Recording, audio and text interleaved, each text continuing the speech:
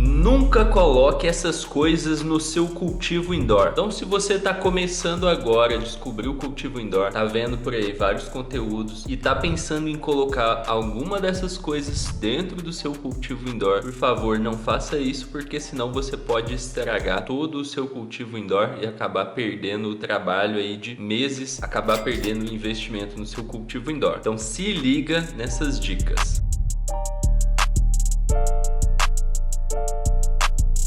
Para você que ainda não me conhece, o meu nome é Jean Silva, eu sou fundador da Plantando Bem. Lá nós temos mais de 2.000 growers dedo verde membros das nossas turmas e eu já vi muitos tipos de cultivo e eu já vi muitas pessoas usando coisas que não dão certo. E talvez por causa de conteúdos que tem disponíveis na internet para outras plantas principalmente, que falam dessas coisas, mas que acabam atrapalhando no caso de um cultivo indoor da planta, essa planta. E a primeira coisa que você não deve colocar no seu cultivo são restos de alimentos. Casca de ovo, borra de café, casca de banana, qualquer resto de alimento não é recomendado você colocar dentro do seu cultivo indoor, porque esses alimentos não têm nutrientes disponíveis para a planta consumir. Eles até podem virar nutrientes um dia, mas como tem que ser feito? Ele tem que entrar em decomposição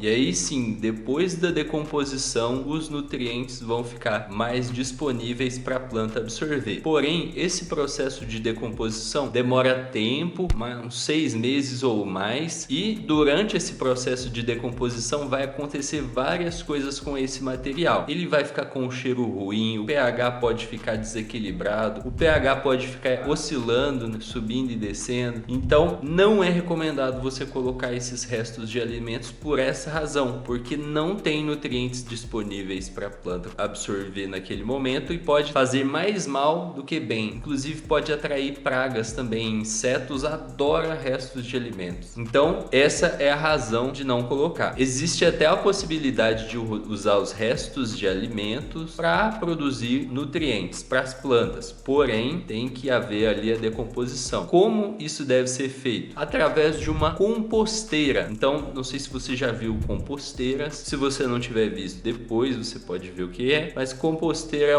vamos chamar de equipamento, embora não necessite de nada demais, dá para fazer até ao ar livre. Mas composteira é um espaço, digamos assim, onde você coloca material orgânico lá, para esse material orgânico entrar em decomposição e aí sim, depois daquela decomposição, às vezes se recolhe o chorume para poder usar como fertilizante e às vezes se recolhe o próprio material orgânico que fica ali. Então, nesses casos é que se usa os restos de alimento. Então, se você estava pensando aí em jogar, não joga. E eu sei que pode ter gente que vai falar: ah, mas a minha mãe usa nas plantas dela. Mas são outras plantas. Minha mãe também usa nas plantas dela. Coloca lá casca de ovo, borra de café. Mas são outras plantas que às vezes estão plantadas na terra. Quando está plantado na terra, é outra história, meu amigo. Quando ela está plantada na terra, a terra é o vaso dela. A terra que não tiver boa para ela, é só ela crescer mais raiz para lá e absorver o nutriente de lá. Bem diferente de quando é um cultivo indoor, que é um local fechado e que está em vasos. Onde tem vasos, o espaço é limitado, certo? E a segunda coisa que você não deve colocar no seu cultivo indoor é o isopor. Você não deve colocar na terra. Eu já vi muitas pessoas colocando isopor na terra, talvez pela quantidade de conteúdo que tem por aí com desinformação, né? Desinformação e informando errado, mas já vi muitas pessoas perguntando e usando isopor no lugar da perlita na composição do substrato. O isopor não tem nada a ver com a perlita, inclusive já foi comprovado cientificamente por mim. Eu fiz um vídeo, vou até deixar ele aqui no card, ó. Fiz um vídeo comprovando cientificamente,